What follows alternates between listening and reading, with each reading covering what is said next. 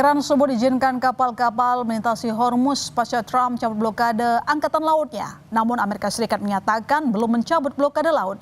Kita ulas saling klaim dua negara tersebut dalam pembukaan Selat Hormuz bersama pakar hubungan internasional Synergy Policies Dina Prapto serta pakar militer dan intelijen Universitas Indonesia Stanislaw Rianto. Selamat sore Mas Stanis, selamat sore Mbak Dina.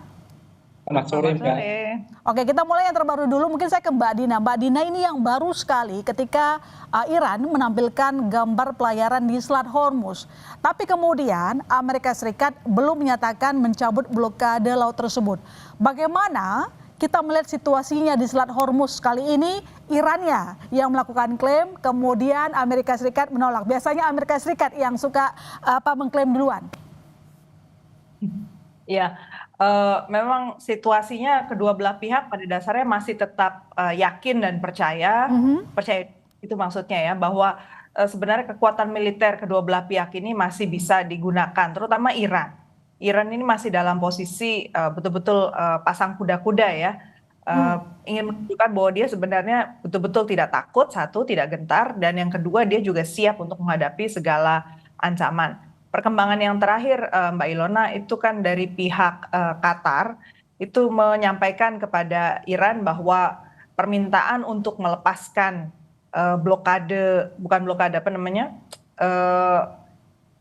tahanan uang ya yang ada di frozen aset yang ada Iran ada di Qatar itu tidak akan diberikan kecuali belanjanya dari Qatar. Jadi rupanya dalam situasi negosiasi yang tidak langsung ini antara Iran dengan Amerika Serikat, ada saja perkembangan setiap hari yang membuat masing-masing pihak itu merasa masih bisa dapat sesuatu lah dari Iran. Itu sebab kira Iran ini masih pasang pagar setinggi-tingginya ya untuk menunjukkan bahwa dia tidak mau turun gitu. Ya, kalau Mas Tani sendiri melihat pernyataan Iran bahwa Selat Hormuz sudah dibuka, katanya sebenarnya strategi apa di balik narasi tersebut?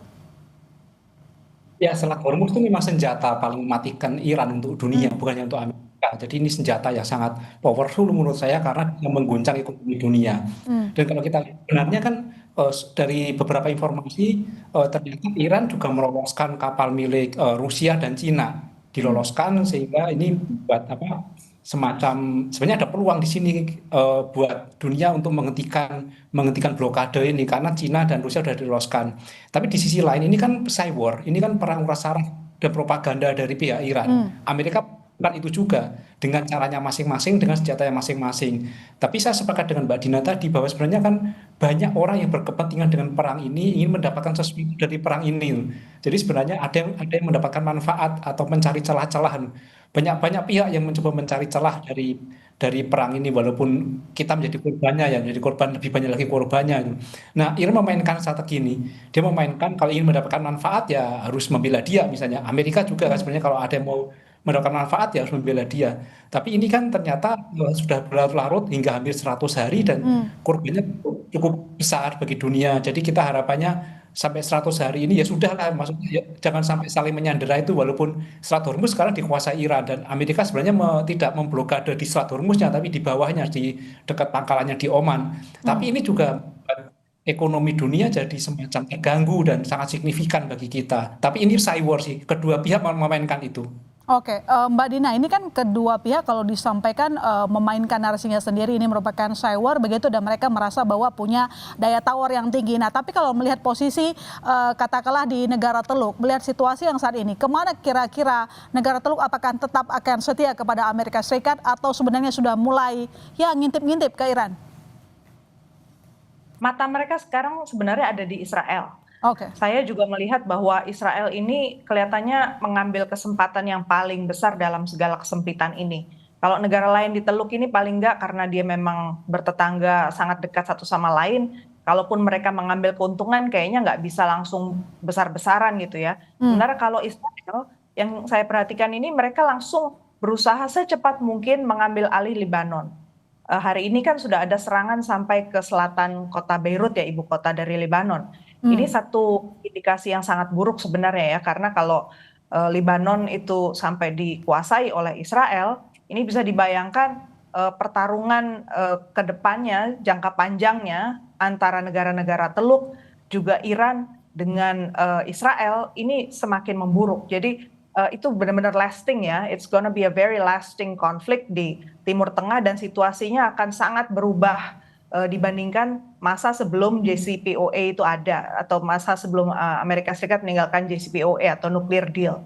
Jadi Amerika Serikat ini menurut saya sih main di beberapa kaki nih sekarang ya. Dia mungkin melihat bahwa sebenarnya titik dia sudah cukup lemah, dia nggak bisa kembali ke titik awal sebelum dia meninggalkan JCPOA. Artinya Selat Hormuz waktu itu kan dibuka, sekarang jadi nggak bisa dibuka kan. Kemudian nuclear deal itu sebelumnya yang sudah disepakati paling nggak pengayaan uranium di kisaran 67. Ternyata Iran punya lebih kan, dan dia mau minta sekarang diambil alih seluruh pengayaan uranium, dan jelas-jelas Iran menolak mentah-mentah. Jadi situasi yang awal udah nggak mungkin lagi diambil alih oleh Amerika Serikat. Makanya dia kemudian mencari daya tawar yang lain lagi dengan cara menaruh pion Israel di situ, sehingga situasi di Timur Tengah mau nggak mau kembali bergantung lagi pada niat baik Amerika Serikat. Jadi ini betul-betul sangat fragile ya ternyata situasi gencatan senjata kali ini. Ya, negosiasinya berjalan alot. Ini sebenarnya tidak hanya soal Amerika dan juga Iran belum sepaham, atau sebenarnya memang ada faktor lainnya seperti Israel yang memang tidak mau ada terjadinya negosiasi, Mbak? Israel jelas nggak mau ada negosiasi sih. Dia posisinya pertama mau menghancurkan dulu Lebanon, Hezbollah, jadi atas nama Hezbollah, karena itu salah satu kampanye penting dari Partai Likud ya, partainya Netanyahu, bahwa Hezbollah itu harus dilumpuhkan. Dan Hezbollah terbukti masih bisa terus melakukan serangan juga ke Israel. Itu satu. Sisi yang kedua, Iran belum menyerah, dan Iran belum bisa dikatakan lebih lemah daripada sebelum perang ini dimulai. Jadi artinya dua agenda Israel ini belum tercapai. Demikian pula agenda Amerika Serikat ya, belum ada yang tercapai juga. Ya, belum ada yang tercapai, Mas Tanis. Kalau dilihat kan dari Trump sendiri memperketat syarat perjanjian damai program nuklir Iran. Sementara kalau kita lihat Teheran menegaskan tidak akan menyepakati kesepakatan apapun sebelum hak-hak nasionalnya dijamin sepenuhnya. Artinya jalan menuju negosiasi yang disepakati kedua belah pihak ini masih sangat jauh. Ya, apa yang tampak di permukaan, yang di media-media pasti berbeda dengan yang sekarang sedang dinegosiasikan antara penghubung Iran dengan penghubung Amerika. Channel-channel mereka terus bekerja.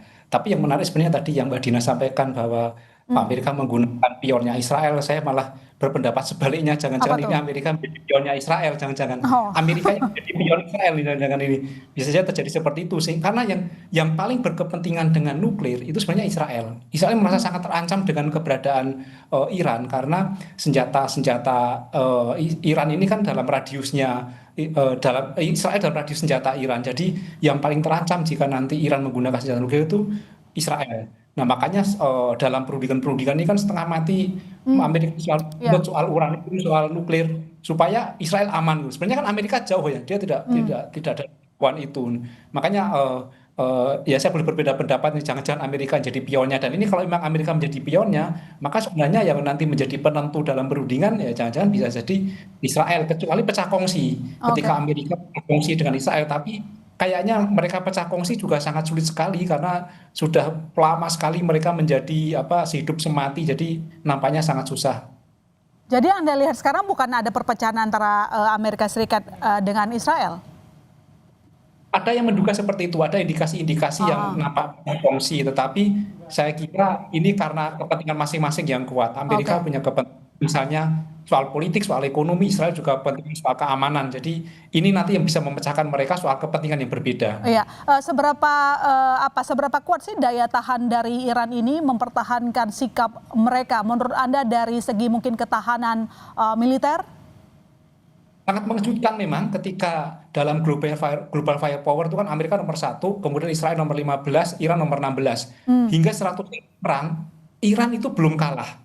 Belum mengibarkan bendera dan bahkan tetap siap sedia, bahkan malah latihan-latihan militer, mereka memamerkan senjatanya. Ini sangat mengejutkan. Jadi nampaknya indeks atau peringkat militer dunia ini harus dikoreksi karena ketahanan Iran itu ternyata cukup tinggi. Minimal indeks ketahanan negara Iran saya lihat cukup tinggi dibandingkan Venezuela misalnya 1 hari 2 hari langsung kalah ya. Iran berbeda. Oke. Jadi ini mengubah pandangan dunia terhadap Amerika dan Iran tentu saja. Ya, tapi kalau misalnya kita kembali lagi ke Hormuz yang berita terbaru ini, apakah ini merupakan bentuk ketidakpercayaan pada dua pihak?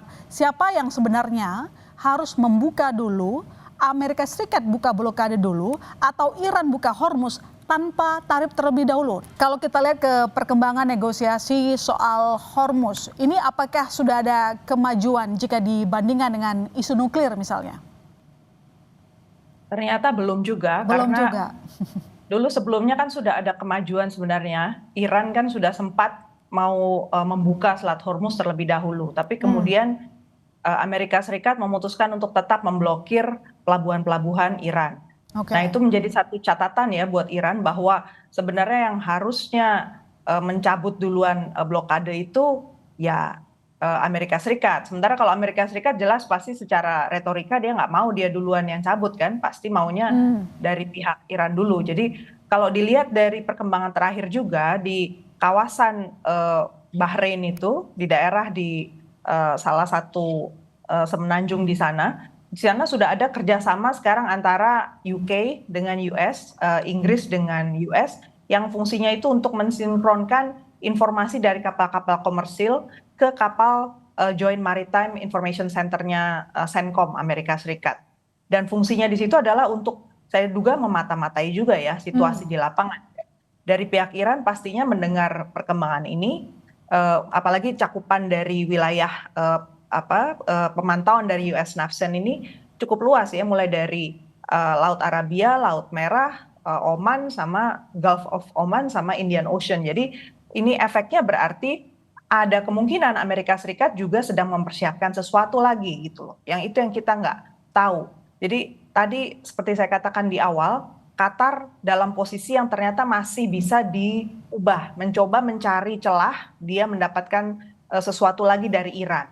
Sementara Israel masih dalam posisi mencoba mendapatkan keuntungan juga dari situasi ini. Jadi kalau saya sih melihatnya dari pihak Amerika Serikat dengan Israel ini, mereka saling diuntungkan ya. Jadi kalau dilihat dari Israel yang cuma penduduknya 10 juta, nggak mungkin juga sih secara jangka panjang mereka menguasai Amerika Serikat. Justru pasti Amerika Serikat yang lebih kuat dan punya pengaruh. Tinggal masalahnya Israel ini saat ini juga masih didukung oleh pemberitaan terakhir dari Al Jazeera ya.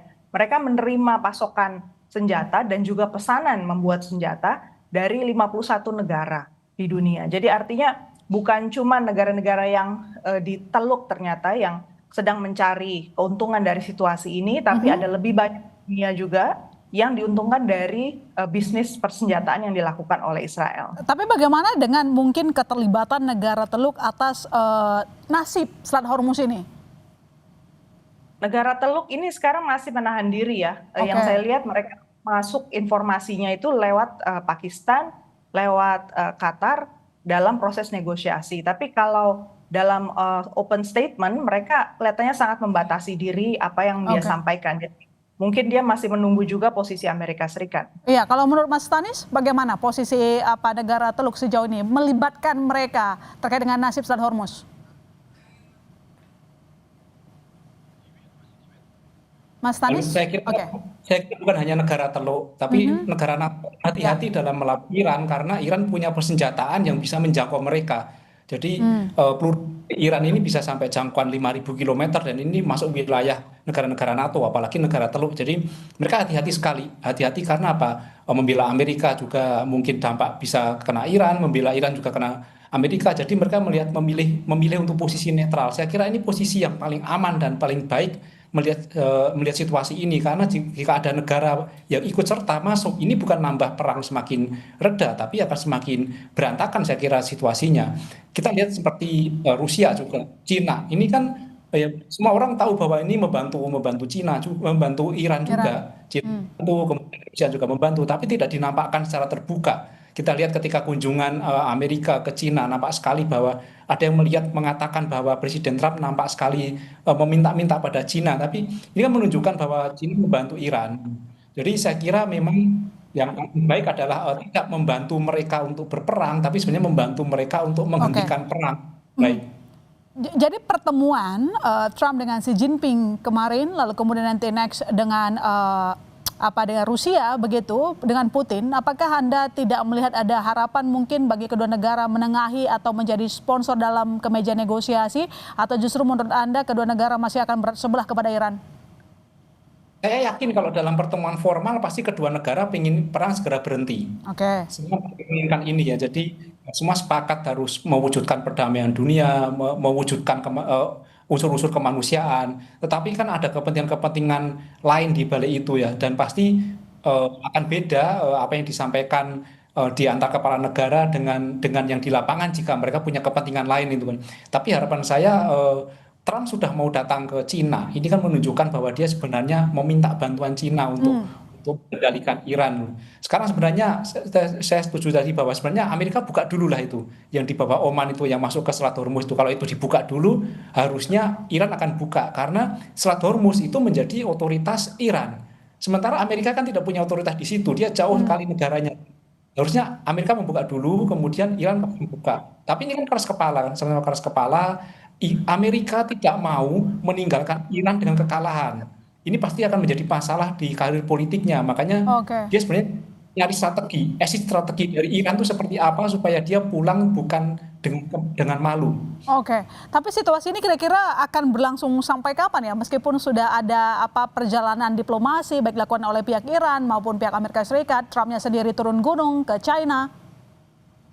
Ya kalau Iran kan sudah lama, udah 40 tahun, 50 tahun dia kuat sih. Kalau misalnya bertahan 1 tahun lagi, saya yakin Iran masih kuat.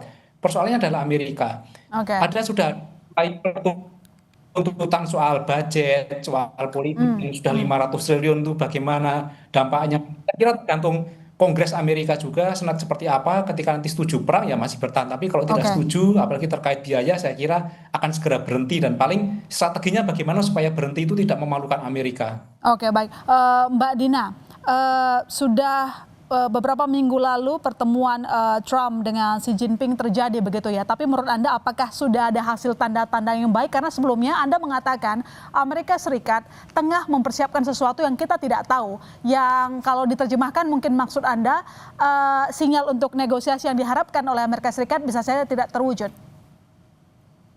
Kalau kita bicara soal China ya dalam gambar ini, saya melihat informasi terbaru yang disampaikan oleh Pete Hegseth ke media itu menunjukkan bahwa Amerika Serikat masih berusaha meyakinkan para pemimpin negara lain, juga para konstituen dia di dalam negeri, bahwa meskipun senjata mereka itu menyusut jumlahnya, bahkan butuh waktu sampai 6 tahun ke depan baru bisa normal kembali, mereka masih sanggup menyerang Iran. Jadi poinnya itu, sebenarnya dari pihak China pasti bisa melihat, wah ini momen pas ini, justru biarkan saja Amerika Serikat untuk maksimal dulu dia menggunakan segala kekuatan dia. Karena baru pada titik yang lebih lemah, China bisa masuk dan menawarkan satu poin untuk bisa dinegosiasikan. Karena kalau posisinya masih sama-sama merasa mampu, seperti yang sekarang kita lihat Iran sama Amerika Serikat, kan ujung-ujungnya nggak ada yang mau lebih dulu menyerah kan, atau membuka jalan lah gitu. Dan jangan lupa sekali lagi ini negosiasi di antara Iran sama Amerika kali ini itu posisinya nggak langsung. Jadi ada perantara-perantara yang menjadi penyampai informasi. Itu yang kita selama ini selalu, mungkin kita juga bias ya dalam melihat perkembangannya karena ada pihak ketiga, keempat, kelima yang ikut menyampaikan berita, dan kita dari pihak Iran dan Amerika Serikat sendiri belum tentu tahu persis juga sih apa yang sebenarnya diinginkan oleh negara-negara lain yang ikut menyampaikan pesan dari Iran. Ya, terkait dengan permintaan kompensasi oleh Iran, apakah menurut Anda nantinya Amerika Serikat bisa memenuhi permintaan tersebut? Pada satu titik menurut saya memang harus ada sih kompensasi, karena kalau nggak ada kompensasi, Iran saya kira dia akan tetap berkeras untuk melakukan atau mempertahankan posisinya soal nuklir dan soal Hormuz. Nggak mungkin lah Iran itu dalam sudah melalui begitu panjang masa ketegangan selama ini lalu pergi begitu saja kembali ke posisi nol seperti sebelum perang. Gitu. Oke, tapi apakah mungkin bentuknya dalam hal memberikan begitu kewenangan pengenaan tarif tol di Selat Hormuz? Bisa saja. Bisa itu satu saja. hal, bisa saja. Dan yang Tapi yang saya duga Iran mau sebenarnya masih lebih dari itu. Itu aja nggak cukup karena dia butuh untuk perbaikan ekonominya. Makanya dia tetap push untuk minta paling nggak $6 billion kan dia minta untuk atau itu yang disebut lah di media massa dari asetnya dia bisa dibuka gitu, bisa dilepas. Oke, tapi Mas Talis ini kan sebenarnya kan dari pihak Amerika mengatakan loh itu kan perairan internasional harusnya tidak dikenakan tarif tol di Selat Hormuz begitu. Sementara Iran bersikukuh bahwa ingin menerapkan tarif tol. Jadi menurut Anda di mana jalan tengahnya nanti? Ya ini kan menjadi suatu yang menguntungkan Iran membuat sistem baru setelah perang. Jadi dia mengambil manfaat juga dari situasi ini. Ya saya kira bisa saja Amerika kalau tidak mau memberikan ganti rugi dia nanti akan restui ini. Jadi supaya untuk memberikan ganti rugi direstui saja itu ada tol itu. Tapi ini kan nanti akan menjadi beban bagi perekonomian dunia pasti akan ditolak. Oke. Makanya ini perlu pihak ketiga sebenarnya pihak ketiga yang lebih untuk menengahi ini. Kalau enggak mereka akan otot-ototan terus nggak akan selesai. Telah bergabung di Sapa Indonesia Malam. Sampai ketemu lagi. Sehat selalu.